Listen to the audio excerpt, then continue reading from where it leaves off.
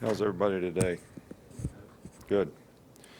Well, first off, I'd like to wish everybody here, all of our fans and supporters and friends out there who we don't have an opportunity to see at this time of the year, very happy holiday season. This is probably the last time I'll have any opportunity to express that. I think this is a joyous time for your family, and I hope everybody has a great holiday season. Practice has gone fairly well.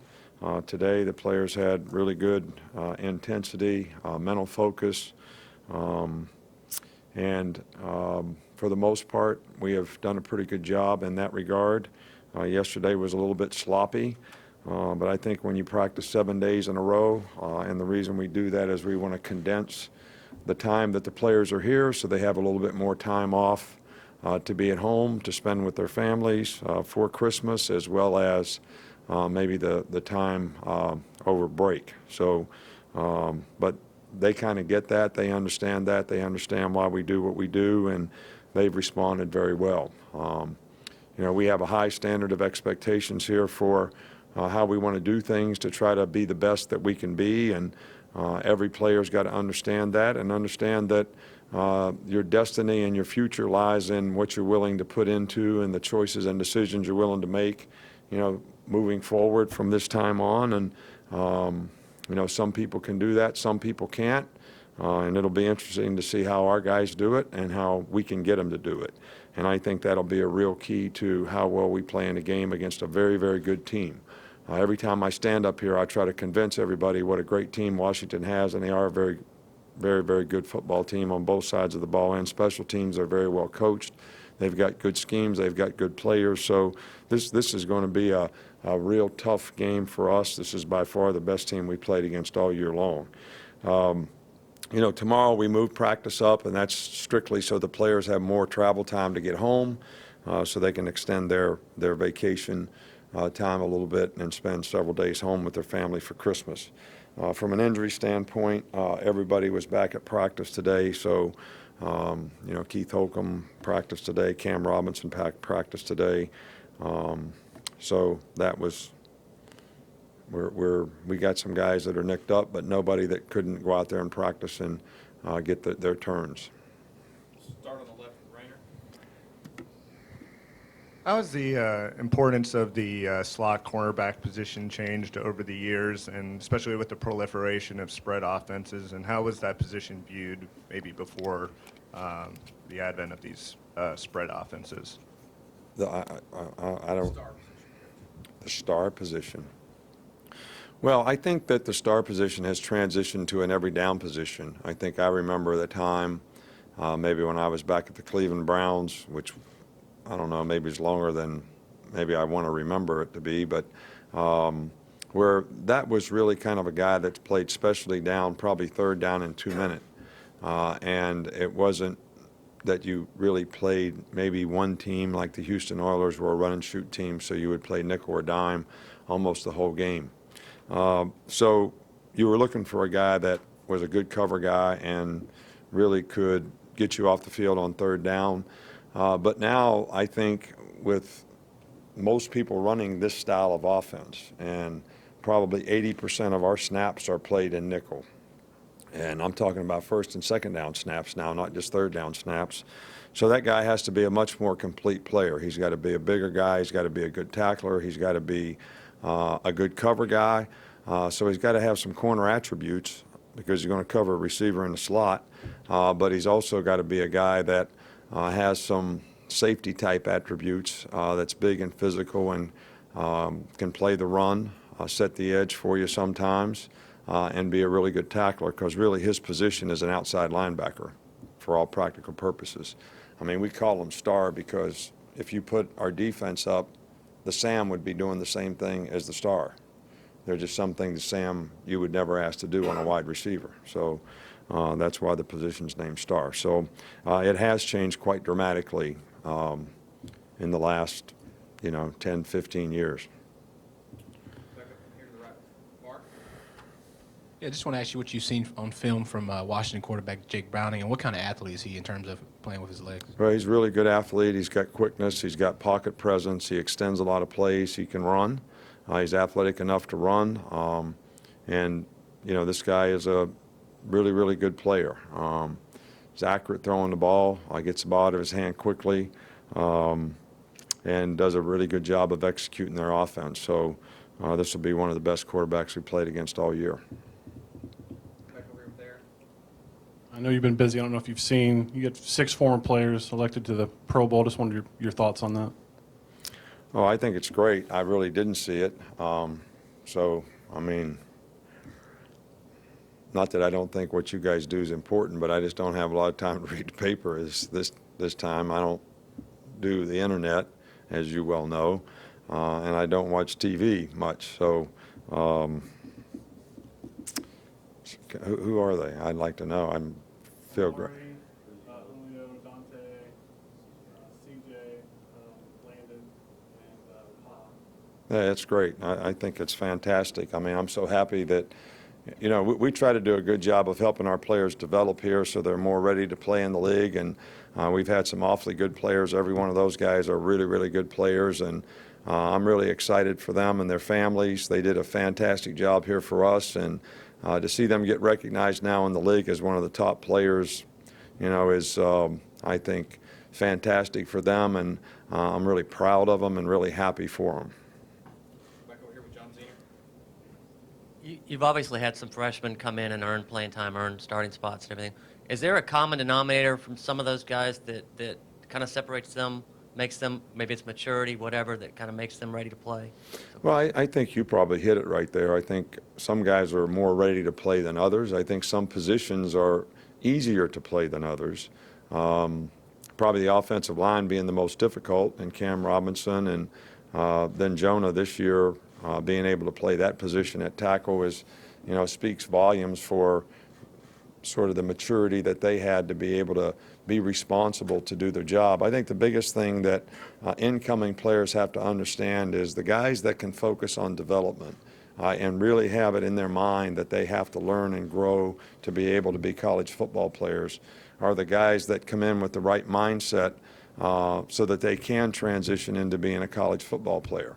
I think the guys that, you know, kind of think that they're just going to come right in and because they've been good and had success that that's just naturally going to happen for them.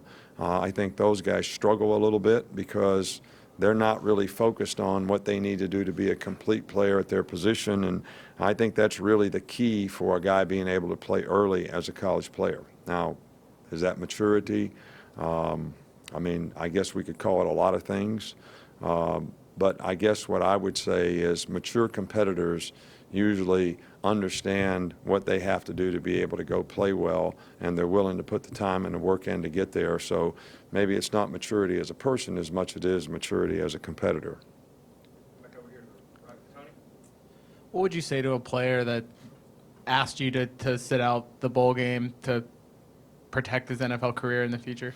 Well, I mean, I don't answer hypothetical questions, so, you know, you're asking me a hypothetical question, but I will say this.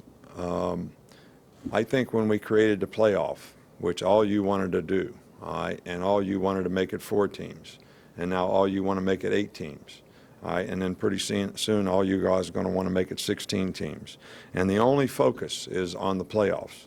But when we all started this, however many years ago it was, I said that you're going to diminish the importance of other bowl games in college football, which has happened.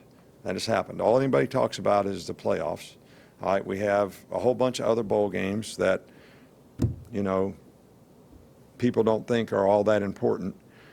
So if you don't think it's important, all of a sudden some players don't think it's important. So you can't really blame the players. You know, I mean, we created this, okay? We created this. It used to be to go to the Rose Bowl was like when you played in the Big Ten, that was the ultimate of any experience that you could ever have. If you played in the SEC, going to the Sugar Bowl was that same thing. If you played in the Big 12, it was going to the Orange Bowl. All right, so those things don't exist anymore. All right, we have a playoff. Everybody's interested in the playoff. Nobody's interested in anything else. So now that that's trickled down to players, how can you blame the players for that? All right, I can't blame the players for that. I think what every player has to decide, and what I would say to every player, is I think every player probably benefits from playing really, really well. All right, so I think when you play in big games and you play really, really well, I think that enhances your value as a player. That's what I think. All right, now, every player would have to make the decision between, is that more important relative to protecting yourself? I think that's every player's choice, and that's every player's decision, and I don't know that there's much more to say about it than that. Back over here, same side with Ken. Excuse me, left side.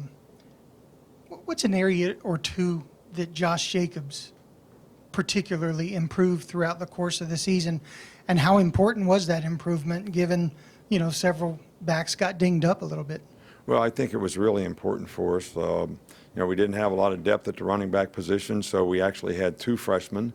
One of them got hurt during the course of the season, but Josh got playing time early. He took advantage of it, and has had a role at that position that has been critical to the success of our offensive team. And there were times when Bo was hurt, so that he needed to play, and he played well for us. So there was times when Damian Harris was hurt, and Bo could play. So we've been kind of, running back by committee all year, and he certainly made a significant contribution to that. And hopefully we'll have all three of those guys healthy for this game. Two more, Michael, and then Alex. When you play in a team like Washington where you don't have many common opponents and they're kind of on a separate coast, does it make it more difficult with the preparation, the game film, and that aspect of it? Well, I think the film is the film. I think anytime you play a team, you develop sort of a history of what they like to do, and you sort of have that knowledge and experience, and so do the players.